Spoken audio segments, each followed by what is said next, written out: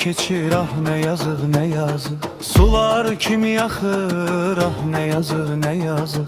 Amma qəlb xəbərsizdir gedəndən. Çünki elə sürətlə keçir, ah ne yazık ne yazık. Niyə elə olmuşam kədərsiz qəlbim? Ömür külək kimi gedir, ah ne yazık ne yazık. Hər nə qədər çox zəhmət çəkilsə də saray üçün bəzi arzular qalır, ah ne yazık ne yazık. Ah ne yazık ne yazık, axır ne yazık qəlbim. Çünki bütün sevgilər keçir. Ah ne yazık ne yazık, bu dostlar bahar çiçəkləri kimi. Payızın küləyi ilə solur, ah ne yazık ne yazık. Hicran misalı cəhənnəm daşlarıdır, sevənlərin başına düşür, ah ne yazık ne yazık. Əgər görüş mümkün olmasaydı ağlılıqda, görüşün qan axardı, ah ne yazık ne yazık.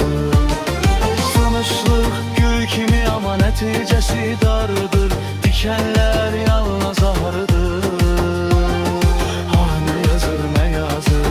Əhməd Şah nə etsin, zaman belədir, vəfa zamanı çalır, ah ne yazık ne yazık.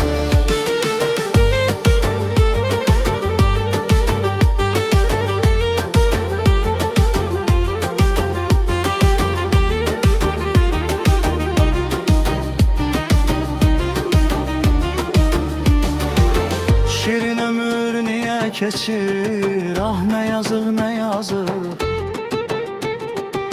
Sular kimi axır, ah ne yazık ne yazık. Amma qəlb xəbərsizdir gedəndən. Çünki elə sürətlə keçir, ah ne yazık ne yazık.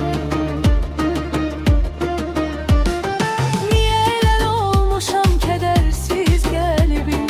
Ömür külək kimi gedir, ah ne yazık ne yazık. Hər nə qədər çox zəhmət çəkilsə də saray üçün bəzi arzular qalır, ah ne yazık ne yazık. Ah ne yazık ne yazık, axır ne yazık qəlbim. Çünki bütün sevgilər keçir. Ah ne yazık ne yazık, bu dostlar bahar çiçəkləri kimi. Payızın küləyi ilə solur, ah ne yazık ne yazık.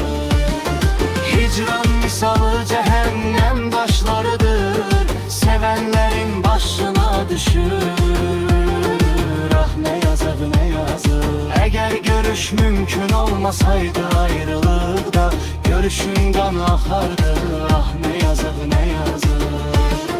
Tanışlıq gül kimi ama nəticəsi dardır, dikənlər yalnızlarıdır, ah ne yazık ne yazık. Əhməd Şah nə etsin zaman